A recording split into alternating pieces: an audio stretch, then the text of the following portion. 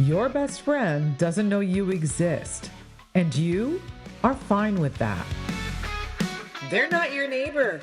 They're your favorite YouTuber. You know their oat milk latte order the exact way they steam it because baristas don't understand texture. Oh my God. Meanwhile, you couldn't pick your neighbor out of a police lineup.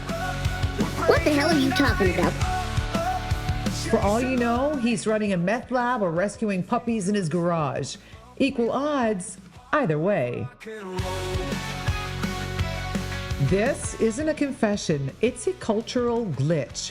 We're living in a world where digital friendship, parasocial relationships, one-sided intimacy, emotional investment in people who don't even know we're alive is no longer weird. It's normal. And it works. It fills loneliness, builds loyalty, and it's by design. Like, comment, and subscribe. So today we're ripping apart the emotional economy of digital friendship, why we crave it, how it hooks us, and what it says about the way we connect now. And the spoiler, you might not like the answer, but you're still going to DM me about it afterwards. Here's the thing, digital friendship isn't a glitch anymore. It is the operating system. We build emotional closeness with people who don't even know we're alive, and our brains are fine with it. You watch someone's vlogs, follow their relationship drama, you know their dog's name and their exact brand of almond butter, and somehow it feels personal. It's the modern version of having a pen pal, except your pen pal is a millionaire living in LA, and your letters are heart emojis and double taps. Hi! Psychologists call it a parasocial relationship. It's one-sided intimacy, a friendship with a person who, let's be clear, doesn't actually know you. You can't say no.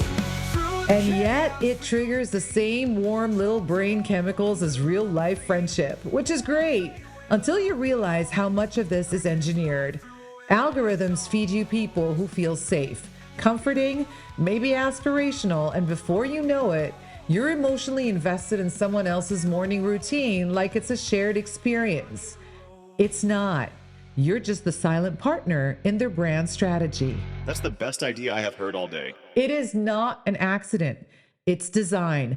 Companies figured out that loneliness is profitable, that if connection can be digitized and scaled, we'll line up for it. And we already have. Excuse you. Your brain is approximately 200,000 years behind your Wi-Fi speed. Think about that. While you're double tapping Instagram stories, your neurons are still firing like you're huddled around a fire with your hunting party, trying not to get eaten by something with bigger teeth. Now, recent research shows that people regularly form one-sided parasocial relationships with targets incapable of returning the sentiment. And these relationships genuinely fulfill complex psychological needs, like feeling less lonely after watching your favorite streamer fail at cooking pasta for the 15th time. Now, here's where it gets weird. You see, your amygdala, that ancient part of your brain that kept your ancestors alive, well, it literally cannot tell the difference between the person sitting across from you and the person talking to you through a screen. They both trigger the same social bonding chemicals. Both activate your mirror neurons. Both make you feel less likely to die alone in the wilderness, which, let's be honest, was a legitimate concern for most of human history. Now, the Hadza people of Tanzania still live in small foraging bands of 20 to 30 individuals. Everyone knows everyone. Your survival then depends on maintaining those relationships because ostracism equals death. Your brain evolved in that world, not in a world where you can follow 847 people on TikTok and somehow expect your tribal instincts to keep up. Oh no, the car exploded. But here's the part no one talks about. This is not a bug in human psychology. It actually is a feature, and it's more sophisticated than we give it credit for. The term parasocial relationship was coined in 1956 by researchers Donald Horton and Richard Wall. Check them out.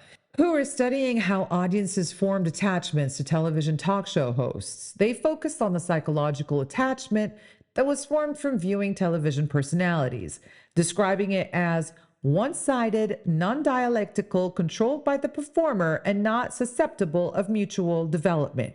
In plain English, back then, you had maybe 3 TV channels and 1 or 2 hosts you could develop feelings for.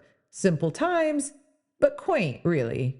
Now, the internet has democratized parasocial relationships. We've gone from a handful of TV personalities to millions of streamers, influencers, podcasters, TikTokers, YouTubers, and even AI chatbots. Everyone gets a celebrity best friend now, starting at $0 a month or $4.99 if you want the premium emoji pack and the privilege of having your comment highlighted in rainbow colors. Social media has further facilitated these interactions, enabling individuals to feel closer to public figures through direct comments, live streams, and stories that feel like personal messages. The infrastructure of intimacy has been mass-produced and distributed globally. What Horton and Wall observed in 56 television studios now happens in your pocket 24/7. Every notification is a tiny hit of social connection. Every story makes you feel like you're checking in on a friend. Every live stream chat makes you feel like you're hanging out in someone's living room, even though you're physically alone in yours eating Frosties at 2 a.m. We've essentially created infinite opportunities for unrequited emotional investment. It's like having access to every crush you never had the courage to talk to, except now they're talking to you. Well, to the collective you, through a camera lens. Woo! The scale is unprecedented, but the psychology is ancient. Your brain still thinks your favorite YouTuber might share their mammoth meat with you if time gets tough. Huh. You fools. I give you the simplest tasks. I give you a small group of robots. I even give you ice cream. And still, you disappoint me. Now, let's talk about why this actually works and why that should terrify you. You see, parasocial relationships offer something that real relationships can't. Safe intimacy without the risk of rejection. Think about that. Your favorite podcaster will never tell you they're too busy for your problems. They'll never disagree with your political opinions in a way that ruins Thanksgiving dinner. They'll never leave you for someone more interesting, younger, or richer. They're emotionally available 24/7, and their mood is never your responsibility. It's like having a friend with all the benefits and none of the messy humanity. They're never having a bad day that they take out on you. They never need you to help them move. They never borrow money and forget to pay it back. They're the perfect friend, except for one tiny detail. Ciao, ciao. They don't know that you exist. Ugh, cringe. Recent studies show that people feel genuine social support from these relationships. Your brain releases oxytocin, the same bonding hormone you get from hugs, when your favorite streamer acknowledges a comment or when a YouTuber mentions something you can relate to. The neurological response is real, even if the relationship isn't reciprocal. The cost? Well, here's where it gets expensive. All that emotional energy is going one way. You're investing in someone who literally cannot invest back. It's like putting money into a vending machine that occasionally says, "Thank you," but never gives you snacks. You feel like you're getting something, but you're actually running an emotional deficit. And it's stunting social skill development, especially in Gen Z, but increasingly across all age groups. Therapists are observing the Generation Z as a whole lacks many of the social skills that previous generations learned through face-to-face interactions. When your primary social interactions don't require you to read facial expressions, navigate awkward silences, or deal with disagreement, well, you don't develop those muscles. Parasocial interactions and relationships are common in adolescence and might play a role in adolescent identity formation, but they're also potentially replacing the messier, more challenging interactions that actually build social competence. Real relationships require emotional labor from both sides. They require compromise, forgiveness, the ability to be wrong sometimes. Parasocial relationships require none of that. They're socially comfortable in the way that junk food is nutritionally comfortable. It satisfies the craving without providing what you actually need. Plus, they might not call you back when you're having a crisis because they don't have your number or even know that you exist. Just that little tiny detail. The bigger question lurking underneath all of this is this human evolution or human retreat? Are we adapting to a new form of social connection, or are we retreating from the challenge of real human intimacy because it's gotten too complicated, too risky, and downright demanding? Research suggests that while parasocial interactions should not replace real relationships, the behavior can supplement them in filling social needs and decreasing loneliness. But somewhere between supplement and substitute, we've crossed the line that most of us don't even realize we've crossed. And I am guilty of that. And I am well beyond Gen Z. Many hours later. Now, let's talk about the elephant in the algorithm. Someone is making serious money off your emotional investment in people who don't even know you exist. The loneliness economy is booming. Paid memberships to get closer to your favorite creators, super chats that highlight your messages for 30 seconds of acknowledgement, premium subscriber tiers that give you exclusive access to someone's authentic self, which is still a performance, just a more expensive one. AI influencers like Lil Michaela now earn up to $100,000 per sponsored post. Virtual models like Aitana, a pink-haired AI from Barcelona, earn up to $10,000 a month. And she doesn't even need coffee breaks or therapy. Ludo Magalu, an AI influencer, commands over £26,200 per sponsored Instagram post. Think about that. People are forming emotional attachments to computer-generated personalities that are literally designed to extract money from those feelings. The algorithms know exactly what they're doing. Social media algorithms are designed to prioritize engagement, often by showing users content that aligns with their existing preferences or beliefs, creating virtual feedback loops that can limit the range of perspectives or communities a person sees. They're not just showing you content you like, they're showing you people you'll develop feelings for, then monetizing those feelings. It is psychological manipulation at scale. The algorithm learns your loneliness patterns better than you do. It knows when you're most valuable to parasocial attachment and serves up exactly the right personality at exactly the right moment. Then it charges you for the privilege of feeling slightly less alone. What the fuck? But here's the bigger, more unsettling question. Are we lonely because we lack genuine connection? Or are we lonely because connection is being systematically sold back to us? Your friendship is someone's business model. Don't take it personally.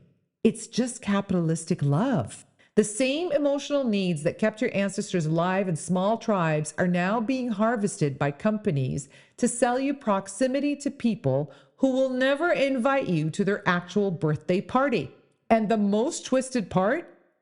It's working. People are paying hundreds of dollars a month for the illusion of intimacy with strangers who scale that intimacy across thousands of paying customers.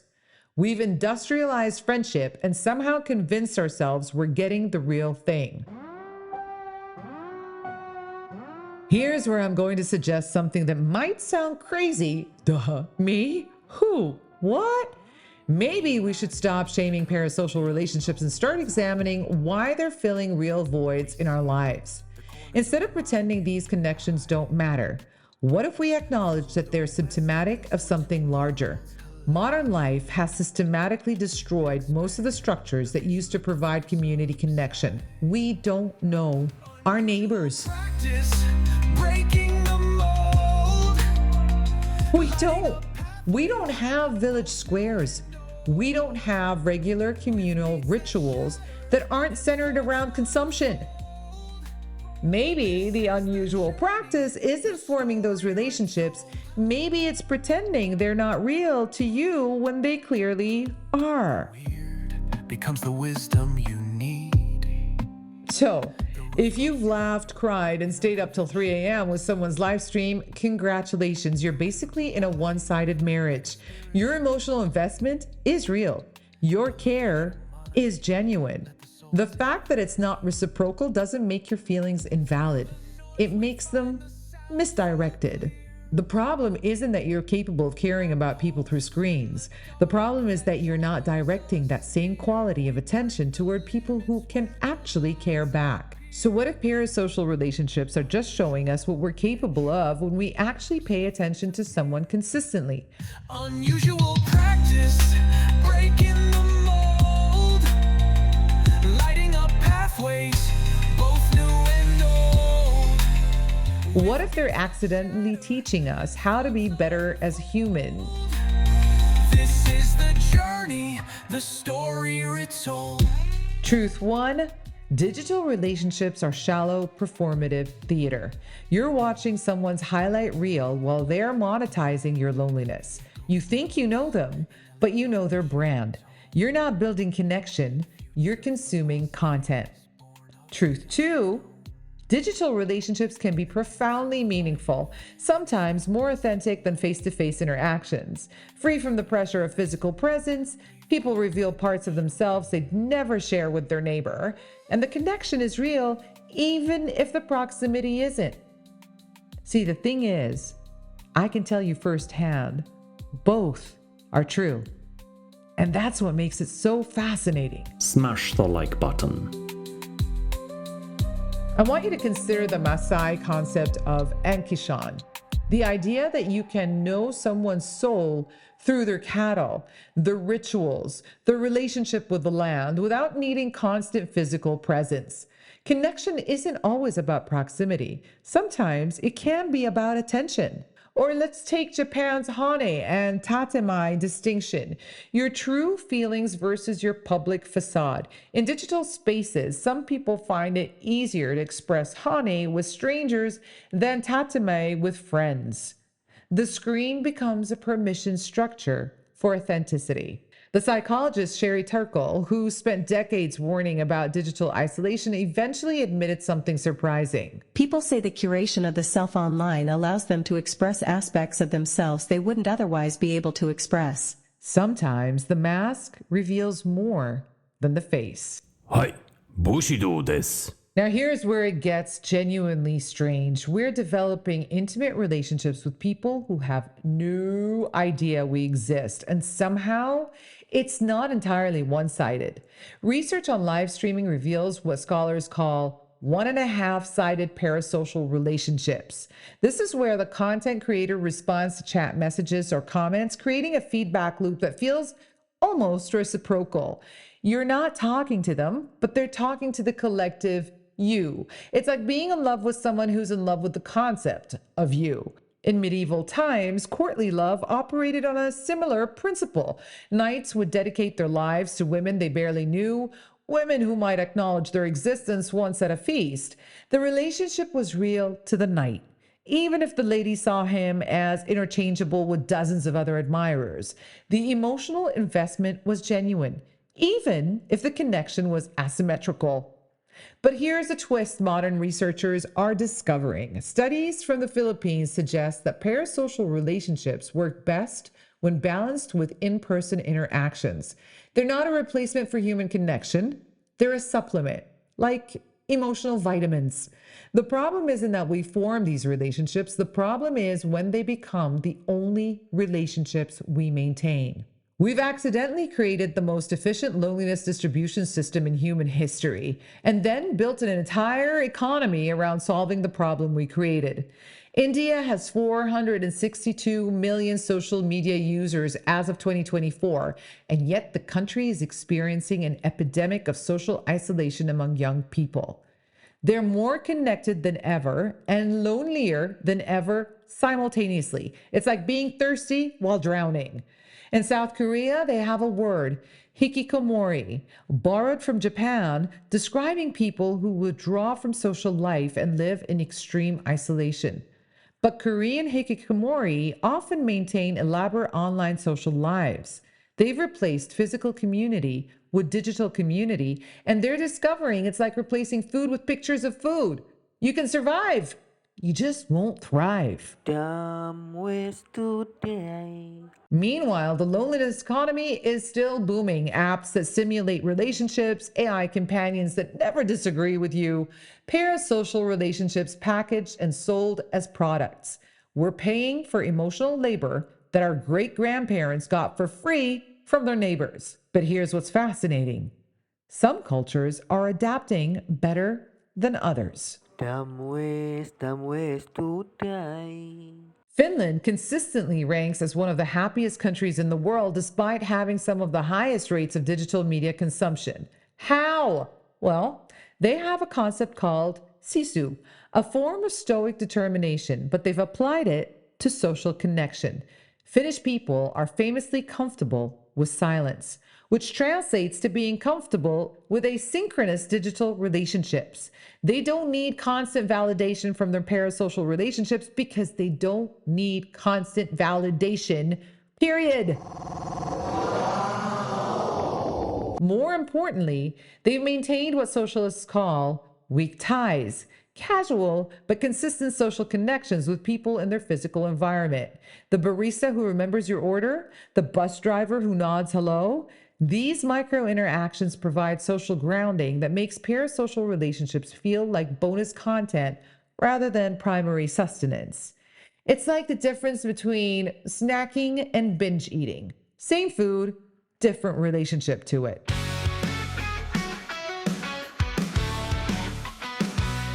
The uncomfortable truth is that most of us are better friends to people who don't know we exist than we are to people who do. You remember your favorite celebrity's birthday. You worry about their mental health during difficult episodes. You celebrate their wins and feel genuinely sad about their losses.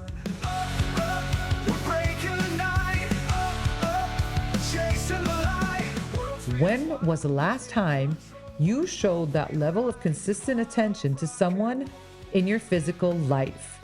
This is not an accident. Parasocial relationships are so much easier. They require emotional investment without emotional risk. You can care deeply without the possibility of rejection, judgment, or the messy, draining complexity of reciprocal human needs. But here's the twist, guys. This might be teaching us how to be better friends in real life. What if instead of viewing parasocial relationships as a problem to solve, we viewed them as a skill to transfer? The attention you pay to digital personalities, the consistency, the forgiveness, the benefit of the doubt you give them when they make mistakes. What would happen if you applied that same generosity to the people in your physical orbit? What if parasocial relationships aren't the disease? They're the actual cure in the wrong dosage. Your capacity for connection has not shrunk. You're proving that every time you worry about a stranger's well-being or feel genuine joy at their success. You've just been practicing on people who can't reciprocate. The question isn't whether digital friendships are real. The question is, now that you know how good you are at caring about people, what are you going to do with that skill?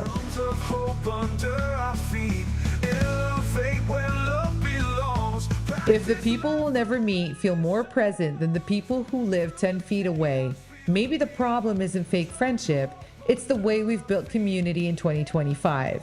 We swapped messy, unpredictable, in-person connection for curated digital closeness, and it feels safer, cleaner, easier, but safe isn't always real, and easy isn't always enough.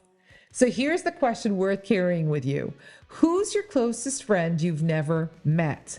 And what does that say about how you choose to belong? Because how we connect now isn't shaping friendships, it's shaping who we are becoming. And if we don't pay attention, we might wake up with thousands of digital friends and no one to call when it actually matters. Chasing the light, world spins wild, we take control. This was The Unusual Practice. I am Charlie, reminding you to stay curious, stay social, but please, let's remember to stay real about it. Hasta la vista, baby. Mom, somebody just followed me. Don't forget to like and subscribe. Drums of hope under our feet. Elevate where love belongs. Practice life through endless songs.